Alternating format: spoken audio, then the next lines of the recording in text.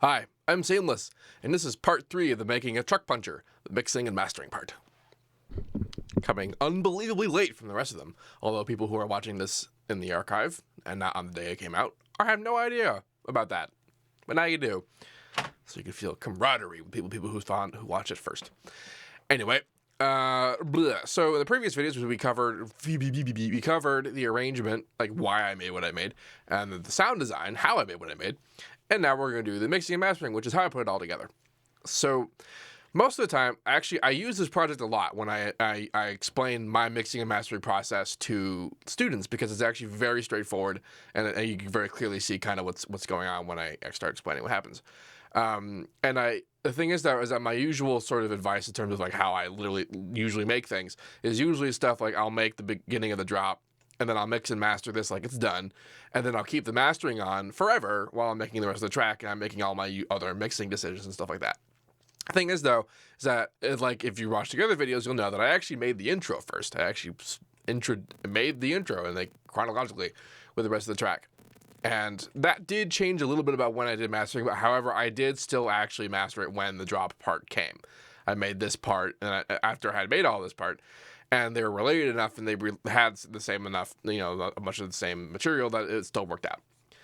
So, let's talk about how this is actually sort of arranged. And this is going to start with looking at the mixer. So here's the mixer, and I believe this is all, so it's a little messy, and that's okay. And it's actually completely unnamed, except for the one thing that's called side.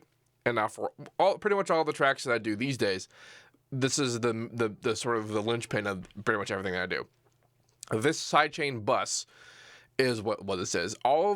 Everything that isn't the drum is going into this sidechain channel from previously. And then everything before this is drums. This is how I arrange my mixer. So the earliest mixer inserts, the lowest numbers are going to be the kick drum. Usually it is just insert 1, but in this case I actually have I'm actually layering kick drums in my drums. I have this sample running as well. But so let's look at what I'm doing with the kicks. So in the kicks, I have this guy.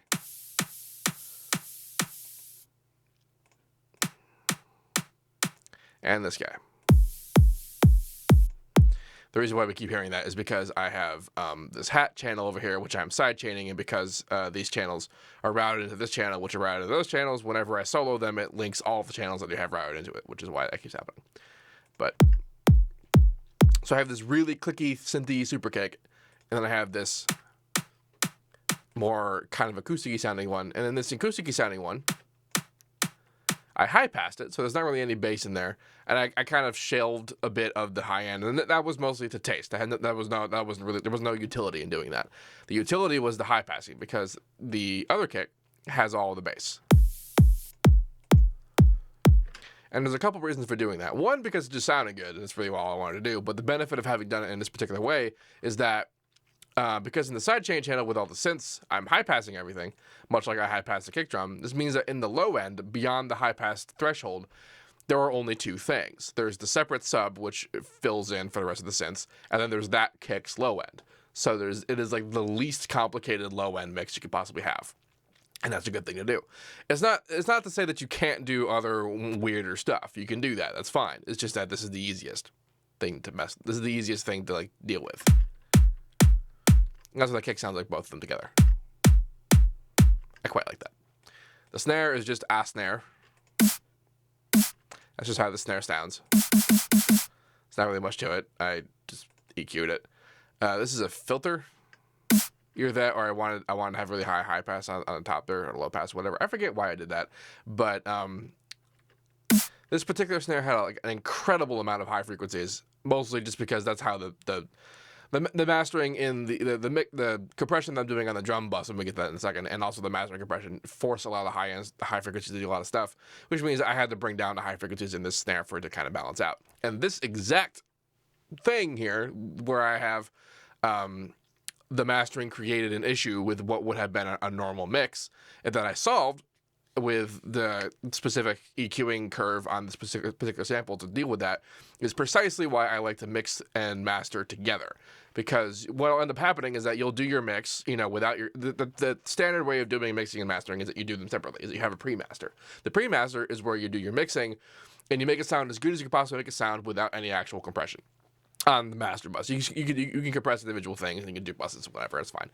But the point of doing that is that you're trying to there's a lot of reasons why you want to do that, but back in the day it was because mastering used to be a lot less of an impactful thing to do to a sound, because then on the mastering process you take your pre-master and then you make it as loud as you can make it without compromising the vision of the track.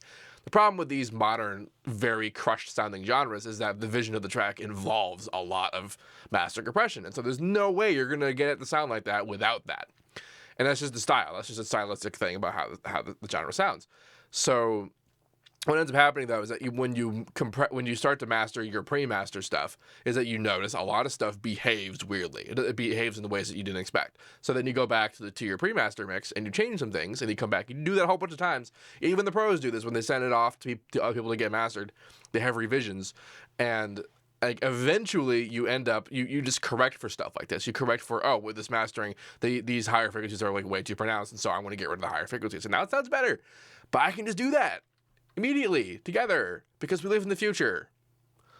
So that's a good demonstration of the value of doing it together like that. Yeah. So as I showed before, I have this loop going on. I have some delay, and I also have a gross beat on it. Let's just doing that because it's going to do a lot. I also have a hat. I have actually two hats. I have that ride symbol that you're hearing, which is this guy. Which I don't even know what pattern that's in, but it's in there. And then this guy. Now, when I play it, this is basically a hat sample that has a hat and a white noise burst in it. And this basically means I don't need to have any kind of reverb on it because it's already got it in there. Now, all of the hats, including the top loop from Leviathan, are going into essentially a hat bus, and it's being sidechained by the kick.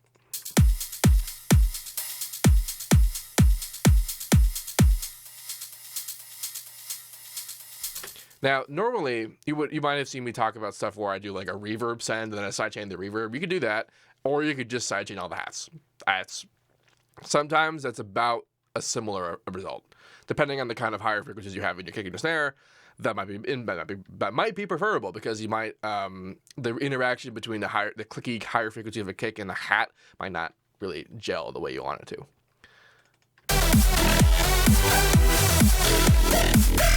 It's also worth noting that how the drums sound by itself. I'll explain why this bleed in a second. This was not how this sounds and how it sounds right now by itself was not a decision that I made by itself. This is a decision that I made playing with all the other stuff, because you heard what it sounded with all the other stuff. It meshed well and it bled and it felt good. And then you listen to what it sounds like by itself and it sounds weird and sort of not good. And that's just because there's certain concessions you have to make when you're mixing stuff. That's what that act of mixing is. And these are concessions with the higher frequencies of the snare, the snare being way too high frequency. Part of the reason why it was very clear that it was too high frequency was when it interacts with the synths and that kind of thing. So then I brought it down. I'm pretty sure I used this as some kind of filter effect later on.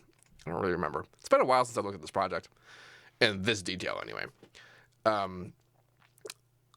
In that kind of thing, and how loud the hats are. It's actually something that happens a lot in newer producers, that they make their hats way too loud because they hear the bigness of the higher frequencies and the width and the reverb and all that, and they think, okay, cool, I need more presence, and that means more loud. And it's true for some things, but the truth about hats is that the hats don't need to be as loud, because higher frequencies do not need as much power to sound as loud as lower frequencies. And this is just the truth of the physics of air, and how sound moves through air. So this means that you can turn the stuff down and they'll still be pretty big and present. In fact, just directly compare what you're doing in your hats to the nearest reference track that has a similar production style that you want, and then note how loud their hats sound in comparison to yours, and then make some changes. It's just as simple as turning stuff down. And that's something else about mixing with compression, is that when stuff is going into compression, it doesn't really behave directly as you might think it might in terms of leveling. Like if you have two things that are both pushing into the limit and they're both going about a limit and being brought down, if you make one of them louder, it's not going to sound like that thing actually gets louder. It's going to sound like the other thing is quieter. And like that behavior is something that you have to make, you have to kind of make note of when you're trying to mix stuff within compression, which is actually one of the reasons like why my sidechain bus theory is viable, because of that particular truth. One of the things, you might have noticed, I had bleed going into the like when I soloed just the drums. Actually, if I just muted the sidechain channel,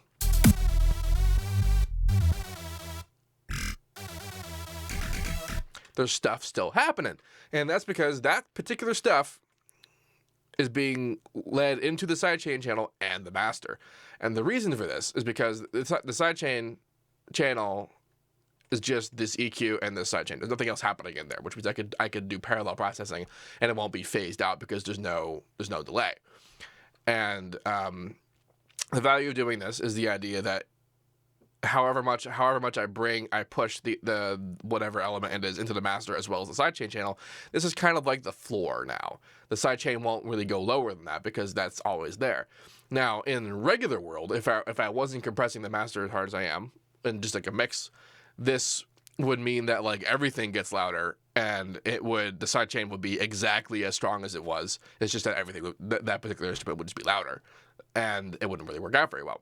However, because we're compressing it, this actually means that it doesn't get louder because there's a limit. We're limiting it, and that just means the floor comes up. And so we're kind of like we're changing the minimum value of how deep it can go, but we're still using just the one sidechain actuator, which in this case is the limiter.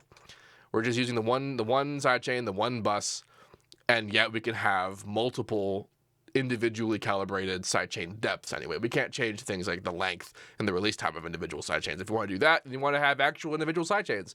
But for the most part, in terms of like the value of using sidechain as a mixing tool, just changing the lower limit of things is enough. Because for stuff like lead elements, which is primarily what I'm doing here, like I want this guy to be kind of on top of stuff. I don't want it to be completely as crushed as everything else. I want it to be loud and clear so that we can hear it happening.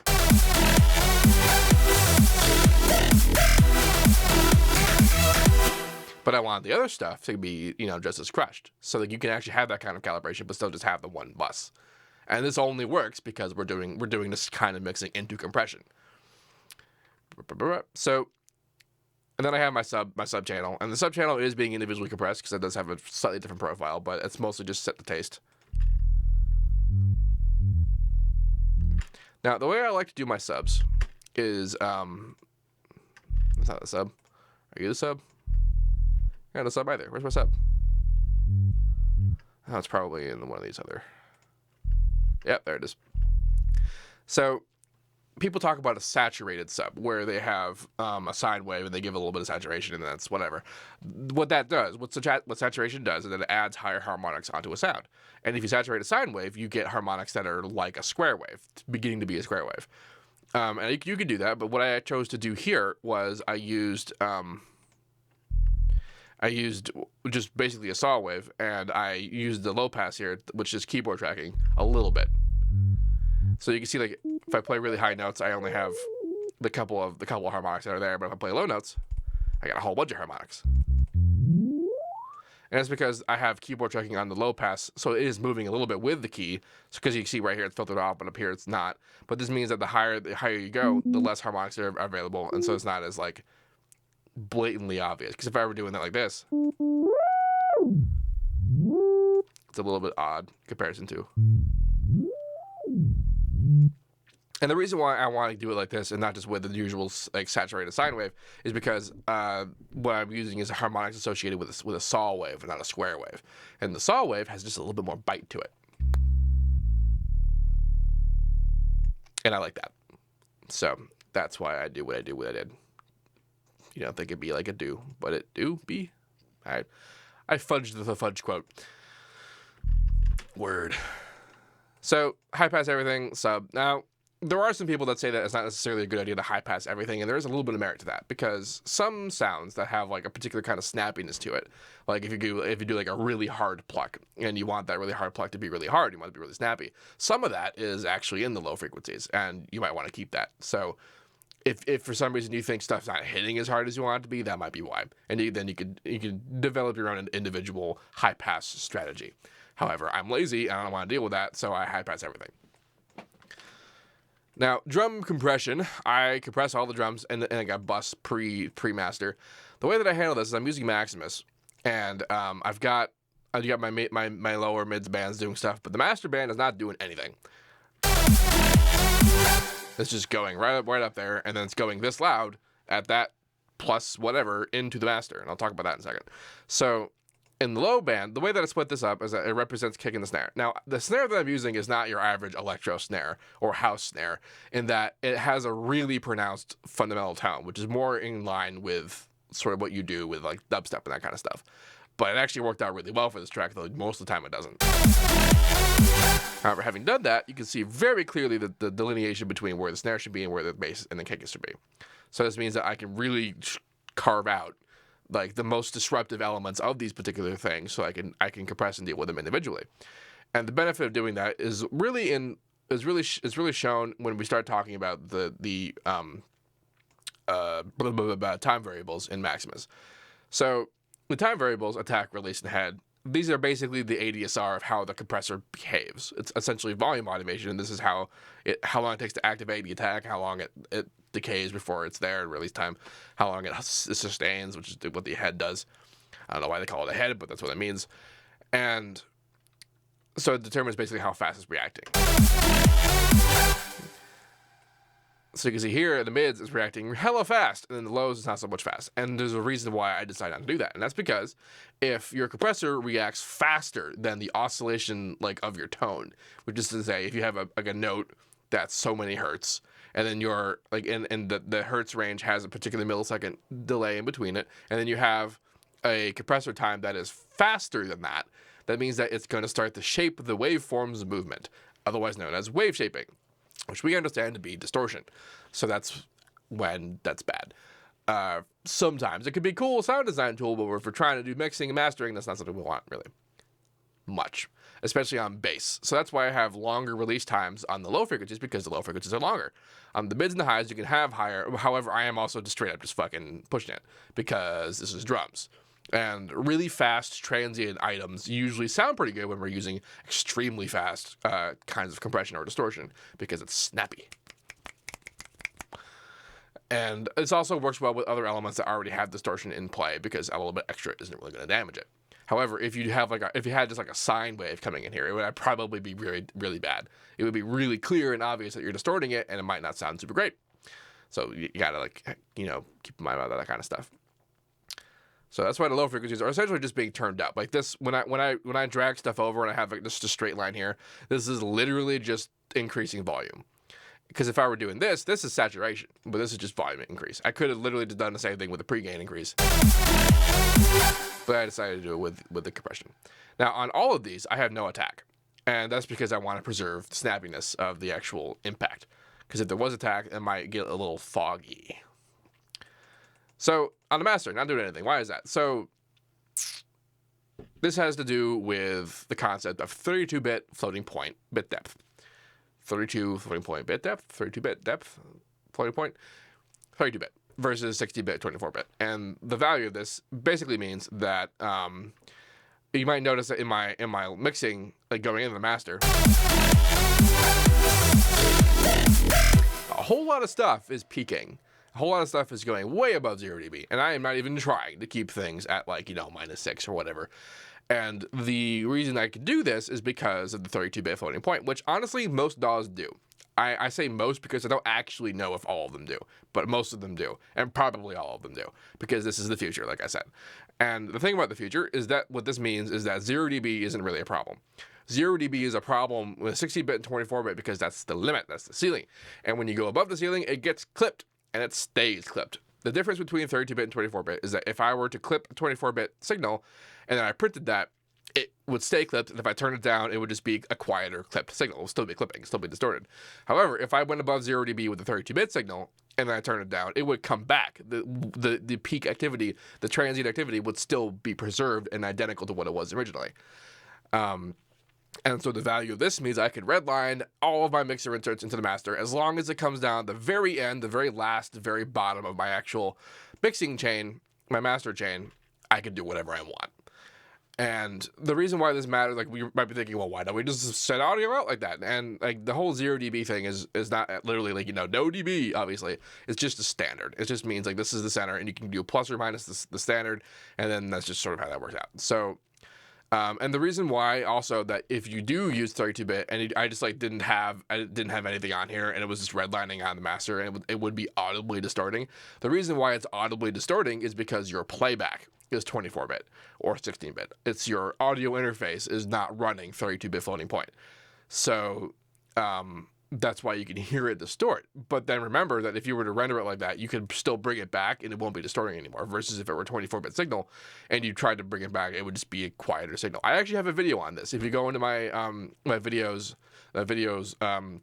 and just search 32-bit, I have a whole video that describes and explains this.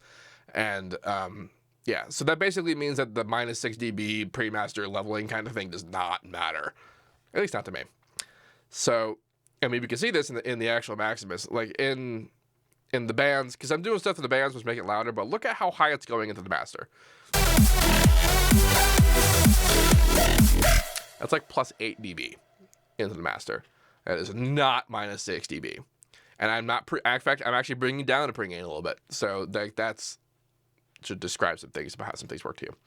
Now, as far as what I'm doing in the actual bands here, again, I split it up to represent the kick and the snare and kind of everything else. And so it should mean that the low end is pretty much only the sub bass and the bass of the kick that has the bass in it. There's a little bit of bleed in there because the cuts are not perfect in the band splits, and I'm not using the linear phase option, so it's that's why it's not perfect. But for the most part, that's all that's down there. This shape that I have going on in the input-output graph is unnecessary because the goal that I want in my low end is that I want a consistent shelf for the bass and then a audibly, like noticeably louder peak for the kick. Which you can totally see happening. Now, the green is the output and the beige is the original input. The original input was a little inconsistent. And then I made the green somewhat more consistent. And that's what this shape was designed to do. And the problem with this is that if I had done this intelligently, if I actually smartly arranged this, I shouldn't have had to do this. I could have had a straight line in the input-output graph like I did on the master of the drum compressor and not have any compression at all, and just the regular leveling should have already done it for me.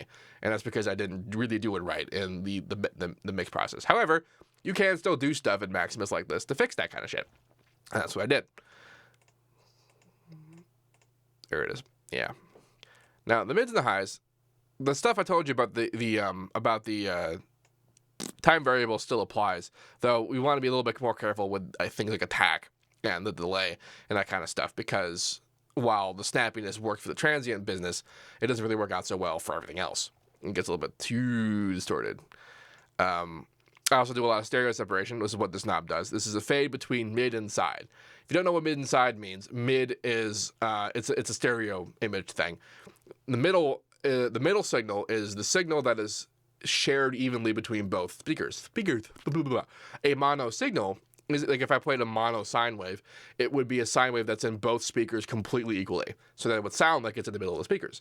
And then the side is an information in the stereo field that is only on either the left or the right. It is not shared, which means that it's completely perfectly stereo. So then a signal is usually made up of both of these things. They have shared content and they have unique content. So then that's the mid and side. So when you hear things like mid-side processing, that means that they're applying whatever they're doing on the mid or the side individually. So and this knob fades between the mid and side. So here's mid and here's side. On the low end, I usually keep it pretty even, like kind of like on the mono side. But like this stuff was already mono, so it wasn't really that big. I didn't really need to do much. On mids and highs, I kind of spread them out a bit, and this is like actually like a lot of spreading. Like I'm really not. There's not really any. There's almost no mid at all on the higher frequencies. And this can sometimes work out not so good, but it worked out okay in this track, so it's whatever. But just be careful with that kind of stuff. Now, the open sort of looking at, because here's, like, if you're, like, this would be limiting in this graph, saying that like nothing can go above 0 dB. You might notice that none of these things are doing that. And the reason for this is because, on the low bands anyway, is because I wanted those peaks to go into the master. If I actually like crushed down the peaks on these things, this would be less of a thing happening here.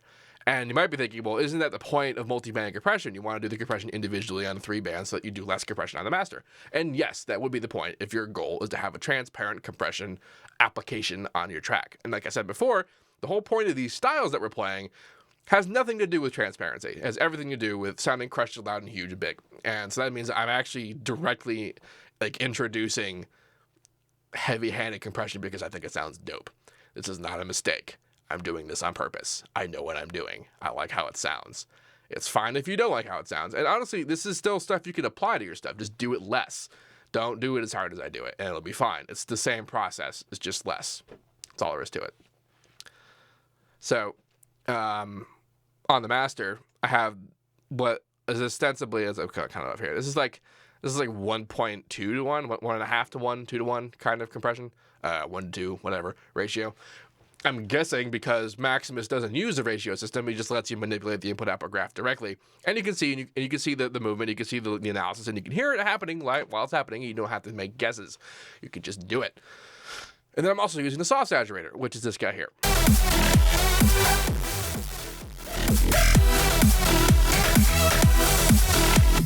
The point of the soft saturator, it's funny because before I actually understood what the soft saturator did, because there is one in limiter too, is I used to refer to it as free compression. And we might be thinking, well, what is the cost of compression? The cost of compression is time. Like I said, we have these time variables, and so if you have any kind of compression happening, and you can't just turn the time variables off because then you're just distorting stuff. And so it means that you have to strike this very delicate balance between how hard the compression is and how fast the compression is, and you want to find a sweet spot between too slow, which sounds muddy and weird, and too hard, too fast, which sounds distorted but crisper. So you want to get like in the middle of that. And the soft saturation is essentially soft clipping. And what I mean by that is that it is distortion, it is distorting it, but it is a consistent and constant distortion. It's an algorithmic distortion, which is not to say that it's clipping, which is to say that it's doing it in such a way that it would be reproducible on any system. Because if you are just clipping it, it's perfect. It's physically impossible to play that like in an actual speaker because it's a perfectly angular cut. And that means that speakers are going to behave differently by some that are better at getting closer to what that is and some that are not as good at getting that kind of sharpness. Algorithmic distortion is a kind of distortion, and like just on purpose distortion is a kind of distortion that means that it's reproducible. It's the same on most systems. So that means that it's more deliberate and more normal kind of thing.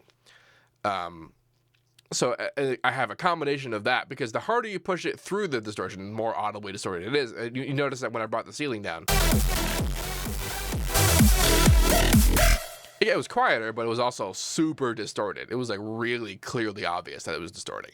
And that is the difference between having a little bit going into it and having a lot going into it. So that means that like in a good world, you want to have as little as possible going into it while still accomplishing your goal of loudness.